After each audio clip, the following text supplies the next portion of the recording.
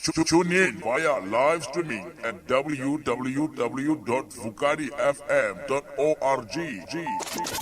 90.6, 98.4, 99.9. This is FM.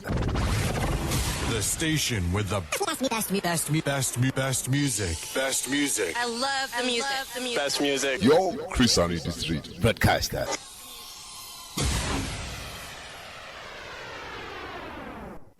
All right, Mpulapuli with Vukani Community Radio. You are still with me, Thandisa Mahe, apha kwinkqubo yakho yezoshishino, the business paradise.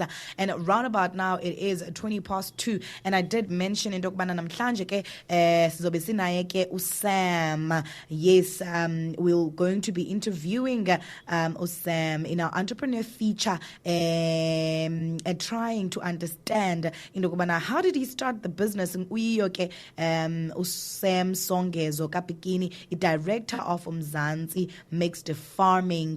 Sesizamile ke uxhumana naye emnxebeni. I just needed to check into yokubana ingaba siyamfumana na uyasiva na yena. Songezo uyasiva? Ndikuva kakhulu. Hello Puti. Mandibulele kakhulu that you have taken this time and mandikwamkele enkqubeni namhlanje. Ndiyabulela sisiwami kuwena kubaphulaphula. Enkosi kakhulu. All right, igama le business yakho ndiyalibona and lindibonisa into kokubana when you are in the mixed farming space, and londo indenza ndifune into kokubana ndiqale ndikhe ndichekishe into bana kwenze kanjani into kokubana that you fell in love with agriculture okanye uthando lwakho lwe-agriculture lwazalwa phi xa kwakutheni na? Enkosi sisiwami. Ngalo mbuzo uqala uthando lwe-agriculture sisi ndinothi ndikhula nalo ngolu hlobo loba ngabana besikhula ke emakhaya kulinywa kufuywa, particularly umakhulu wami ozala umama. So ndithe ke ngisawukhula ndaya ezidolophini after isikolo, so ndazama kusebenza apho, but ngoku ndithe ndisawubona uba kwavela necorona yonke into, no man kutheni ndingena ndibuyele umva nje back to basics ndiyozama umcimbi ebendikhule ngawo. Sazama ke singabanye abantu ke endinoba balula bathi gqi uthatha uMaqabaza, uMothi Maqabaza, I think omhlawumbi nomazi ungabi St John's. Sadibanisa inhloko namanye amalungu sabona guys ngoku this time around make sizameni uphosa umnatha kwelinye icala, sizameni business at our own. Siyenzile ke sisilo business from the first November last year. Sadibana singabantu ke abaliqela saformisha le company. Hayi le nto le farming yiyona ingathi izawukwenza amathuba omsebenzi avuleleke, especially kwiphondo lethu i-Eastern Cape elaziwa ngendlala. Sihleli phansi ke nalo malungu elesimbalo kakhulu ke ngoko saqonda abantu emasibathathe ngabantu aba-based on the upper Eastern Cape ngobena ndingamandla sifuna ukuphucula iphondo lethu ngokubanzi. Sidibene ke apho singalamafama saqonda uba nge-poultry sizawuthi ke ngosisawugqiba i-poultry yonke siyibone ibayiphelele and umdla wonke ebantwini besiwubona unyukile. Ndaqomba ndiyavuya ke ngoku because iyenzeka le nto bendiloko nandiyinqwenela uba ngabana khe ndibuye kwela Kapa ndizosebenza ngasekhaya and ndisebenze le nto ndiyiva egazini kum. Interesting. Up to so far, Mrs. Usandiva? Up to so far ke swam siqale ke ngoba sifumane umcimbi we-machines i-incubator. Ngoba siye sadibana singalamafama sadibanisa imali apho ke kuye kwathengwa i-incubator apho siqhashisa amantshontsho i-fertile eggs. Kuyenzeka ke sisi ezo incubator sazifumana i-1 ibi-14.5 sakwazi ukuzifumana ke ngoku apho sibethakala khona lamaqanda ayisawufakwa emechininini kumke umbane yonke lonto le iba yi-waste kakhulu sisi wami. i-incubator inye sisawubanza nokumentionela ingena i-1056 A1, okay. iyo ewe iyi-1 sisiwami eyesibini nayo ingene i-1056 ithi loo nto leyo une-1056 ezimbini so inzima ke ngokuloo ngxaki kodwa kuba into siyithanda sithi siyaqhubeka and iinkukhu esesinazo ngoku ziphaa izikhuka zikwi-113 imikhagi esinayo iphaa kwi-18 siyazama ke ukuqokelela amaqanda but eyona challenge esinayo ngumcimbi wombane nomcimbi wefunds ngoba siyayidinga icage kakhulu siyakudinga ukufumana ama-site all over Eastern Cape sifake iinkukhu zethu siphucule iphondo lethu laziwe ngenkukhu laziwe ngeqanda laziwe ngentshontsho. Interesting. Hayi uyayicula mntasekhaya elishishini kuyacaca into kokubana nyani ndithe ndikuva wathi into ivegazini kuyavakala into yoba nyani le business ihamba phaa kuwe egazini yinkukhu liqanda lintshontsho. Yes. Now, another aspect that infuna ukuyibuza apha kuwe is into kokubana uthetha ngento yo-incubator, uthetha nge-incubators. So ucacisele mhlawumbi umphulaphula ekhaya onga-understandiyo into yobana ezi incubator ezi how do they work, because uthetha ngoqanda, uthetha ngenkukhu, but uthetha nange-incubator. Ndicinga uba ke ngumtshini ke lo omnye umntu mhlawumbi ukuva uthetha ngeenkukhu ucinga uba ayibo iinkukhu dibana phi nemibane ngoku ndifuna usondele kakhulu kule ndaba ye-incubators. What do these incubators do and zikhupha ntoni? Tell me about the process. Into enzekayo ke sisi wami, enkosi ngalo mbuzo, into enzekayo sisi wami, i-incubator ngumetshini oqhashisa amaqanda kuphume intshontsho. Lo metshini awuliqhashi iqanda eliyalithengwa kwaBox alithengwa kwaPikini, sorry ngokubiza ezo company ngamagama. Funeka ibe liqanda apho kudibene umqhagi nesikhukhukazi. Kuthiwa ukuthi xa ulibiza i-egg. Ulifaka kwakho ke phaa emetshinini wenza ii-settings zakho apha kulo metshini. Emva kwe-21 days kulindeleke uba ngabana kubekho uthi emva kwe-21 days kulapho ke ngokufuneka veshu ukhuphe into iqanda uchaza kwalo ulijobana ithangana njalo njalo ke ngoku amantshontsho mayo first wanika ispec apho ngeke phakathi uma emechi akama funeka ngokwena endaweni apho nguzawuthi waseza isipeki sakho apho ke ngokwakhe usoma izo amantshontsho kodwa ke sifana sine isibini seswabo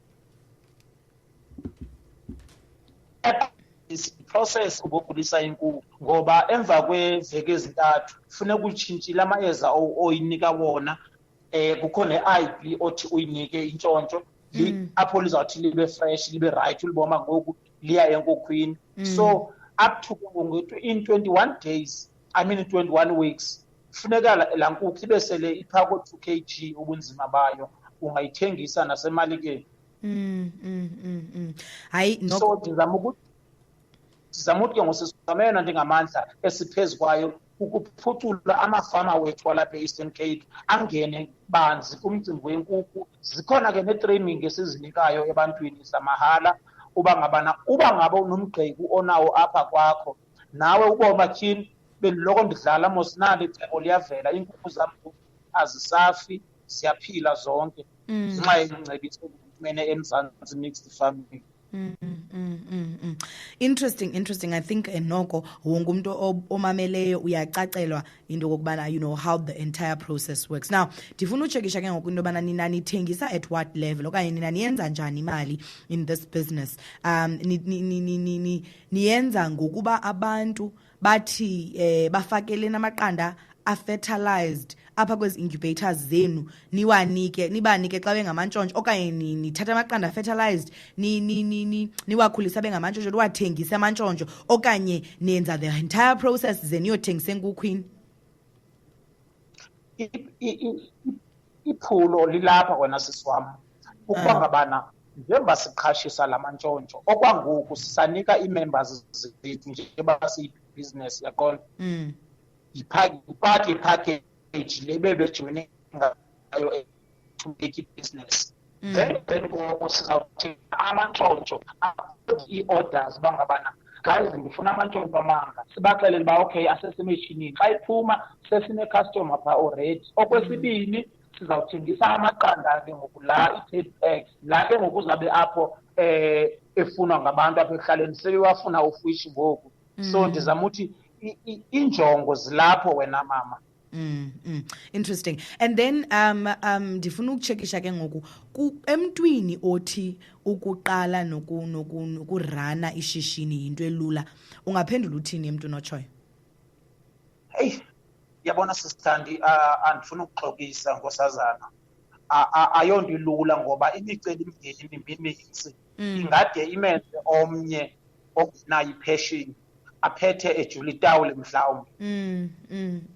Imicelimngeni okokuqala iweather enkukhwini iyayi-affecta. Sure. Number 2, iweather iqanda iyali-affecta ngoku lisephaa lihleli phaya uthi ulifake emthinini kanti sele litshisiwe mhlawumbi yile ndaba olibeke kuyo selirongo already ke ngoku. Number 3, iqanda funeka lifragile iqanda funeka uqiniseke uba ngabana umntu osebenza naye yalazi iqanda uba ngabana yiyona nto yakhe yaba weak kakhulu.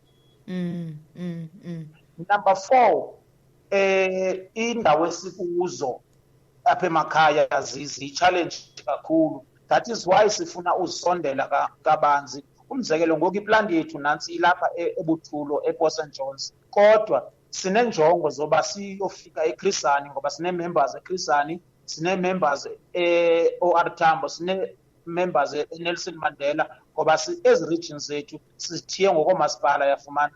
Okay. Asifuna amaqanda wethu namantshontsho wethu ahambe a-long distance. Okay. So each area funeka ibe neplant ekhoyo kuyo esevisa lo ngingqi okanye ezi members zenu zikulo ngingqi. That's the plan. Exactly, siswam, precisely. Phambi koba ndikukhululeke mntasekhaya mandike ndikubuze into yobana what advice onokuthi uyinike umntu omtsha omameleyo ingakumbi sisazi into yobana right now sikweli xesha as a country where we are struggling a lot when it comes to unemployment. Ungathi wena emntwini omtsha ungathini emntwini omtsha omameleyo ngeli xesha? The only thing I can tell umuntu omtsha sisithandi is that I would like or I would suggest into yoba ngabana invest ngoku eselula kakhulu kwi-business ngoba in future izawumnceda la business and okwesibili uzabe sele ezibona i-dynamics ne-challenges ze-business. Each business abeke ezicommite kuyo kodwa i-business ye-farming is the best. It's either uyalima okanye uyafuya but i-business ye-farming is the best ngoba njema uyibona xa ibhalwe mixed farming uyayibona inehagu inombona inenkomo zinto esisaya kuzo ezo ngoba xa siphuma apha kwi-poultry siyigqibile iprocess yayo sizawungena ehagwini. Xa siphuma ehagwini singena egusheni siyaya ke nasemasimini ngoba zonke izinto zidinga ifeed siswam. Injalo. Wow, hayi noko ndicinga fanele umuntu omtsha omameleyo nokuyayiva into yobana you advising towards ukuba umuntu acinge around i-space se-business ungakumbi ke looking at the agriculture space. Nobumuntu uyafuya nobumuntu uyalima kodwa umuntu omtsha makacinga uba angenza njani nakwi-agriculture. Exactly. Siyanikeza ke siswami kakhulu siyakhuthaza abantu abatsha banxulumane nathi sibaphethe mhlawumbi abanye ke bejoyina kule khampani ke ibone what is the focal point. So bendizawucela unikeza ngeenumbers zam ke. wena kulapho ndiyakhona ungasese usitsho into bana umuntu ofuna ukuxhumana nawe wenza njani. Oh, inamba ezikhoyo apha phambi kwami ngu-078 uqhawukile bhutani noba uyabhala na 078 yes. Hello. Yes, 078 078 yes 821 821 50 52 5052. ya ngicela unikeze yesibini kaMr Maqabaza u-083 885 5712. Thank you so much. Masibulele kakhulu ngalo ke ixesha lakho mntasekhaya. Siyathemba into yobana nizawuqhuba nincede nabanye abantu bayawuthi baxhumane nani kulo mcimbi we-agriculture nezoshishino. Enkosi, ndiyabulela ngexesha lakho nkosazana. Siyawamkela namanye amacebo asuka kwabantu ke abasemagunyeni nabantu esebephuhlile nathi as well. Thank you so much. Well, Mpulapuli with Vukani Community Radio, that was the director Mzantsi Mixed Farming, yena ke Songezo Sam ka Pikini, and he was with us ke cacisela kabanzi in terms of what they do as a business. They've decided to niche down around spaces agriculture okwangoku ke basafocuse kuyo ke poultry, and there are so many different things abazenzayo around the poultry space, using technology as well, ngoba bathi basebenzisa machines ezibizwa ukuba zi-incubators that ezithatha ke fertile eggs, zizijike zizenze chicks okanye amantshontsho, and from then bazikhulise ke bazenze ke lo nkukhu ipheleleyo ke iweisha around 2 kg. Interesting conversation indeed, ingakumbi ke looking at the fact that he advises that young people should also engage in these processes and look at how they can be able to make use of such opportunities as koyo, such as ukungena kwispace agriculture. But again, they are looking at also expanding their business, not only to focus with poultry, but to include ihagu, igusha, inkomo, nezinye izinto ke, including ukulima to produce feed, so that ekupheleni kosuku these livestock, this livestock is able to get fed ngendlela affordable, yadura, yabiza, feed. So to complete the value chain, it does make sense to actually say I must ke sijonge into kokubana asinokwazi na into kokubana siziproducele ngokwethu feed. Interesting. Roundabout now ke mntasekhaya sawujonga ke lento ke besidala sithetha ngayo into yobana what are some of the solutions that are being brought up by you abaphulaphuli bevukani Community Radio. Tune in via live streaming at www.vukanifm.org. 90.6, 98.4, 99.9. Queenstown, 90.6, Middelburg, Cradle, 98.4, Omo, Ngobo, 99.9. Isikhululo sakho sukusasazela 24/7 akla.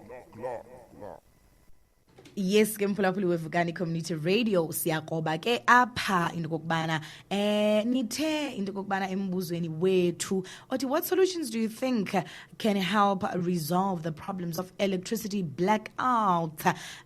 Uthi ke yena ke usiya Mzeli baby, mna ndiyabhotisa ndiyinto ka baby, siyabonga, shine, welcome. Mna ndithi ukuba inkampani enkinkisha umbane ibinosenzela i-backup ye-solar system, just usongela imali, yes yaphela iparafini. Athi ke yena ke aphiwe tita mjikiza gwayi, urhulumente wethu angancedisa ngesola nange generator, iparafini iyabiza ngoku yo. Uthi ke yena ke ukholiswa kiki alternative energy like biogas, ngoma yona you use human waste and convert it to electricity, inganceda kakhulu kwila zona sezisebenzisa i-pit toilets. It's functioning kakuhle in Germany. And then we also have Udumisani uthi ke yena ke focus in Queenstown. Uthi Queenstown was never designed to be as populated as it is now. People have no idea or intention had no idea or intention that there would be so many people living here. So the electrical, water, sewage, and road infrastructure is now overwhelmed. Let's be honest, some of these cables that are burning are old and overloaded. The only solution is an intentional renewal of the electrical infrastructure, or we just wait for things to break and fix them as we go. Those are some of your comments and inputs that you are bringing forth, and mhlawumbi these could be considered. And I think maybe we also need to take this thing a little bit further and say find a platform where these solutions could be presented, and some potential solutions these potential solutions looked at and tested out to say if solution A, if we go, because you find that two people have suggested the route of solar, and others are, there's also mentioning of a generator, there's also mentioning of alternative energy. There is also, mentioning of, the renewal of the electrical infrastructure. So those are different options, quite varied actually, because we need those varied options. We need that diversity so that we can be able to then zoom down and say, siqala ngephi ke, okanye how do we research around each and come up with solutions for each? Okanye how do we invest time and test out and pilot, and see esebenzayo nengasebenziyo, and in doing that we might just be able to over time hit the right spot. I also wanted to just check into kokubana what is the update in terms of the Queenstown area around Mgijima local municipality. The last update that we're going to try and keep you updated in terms of what is happening in terms of the progress here, just to remind there is lenhlekele yenzekileyo yokubana kuqhushumbe kutshe a power station. So the last update that we got was 23 hours ago. Siyayifumana ke phayana ke kwi-Enoch Mgijima local municipality, and our technical team working with the contractor has been able to detect and expose cables with faults on the alternative lines, and more tests will be run and cables will be repaired thereafter. No estimated completion time yet, as the next test will determine the amount of work that still needs to be done. The Municipal Crisis Committee is still in negotiations with various entities to come with quick and lasting solutions for the electricity outage, and that was issued by Mgijima local municipality. And it would seem when you're looking at this challenge in the immediate area yalapha eKomani, kusenziwa ke these actions ezibekwayo ke kule update ukwenzela into okubana kude kufumaneke ke isisombululo. But I think we're going to continue keeping you updated nangom, so we're going to check if there is an update, and still if we can be able to intentionally come up with some solutions that could work, simane nazo sizi kanganya, so that mhlawumbi kukwazeke into okubana kude kufumaneke a lasting permanent solution to this crisis, because we cannot have a problem that continues perpetually and forever and ever. Amen. There needs to be a stop to it. There needs to be a solution so that we do not suffer as much as we are suffering right now.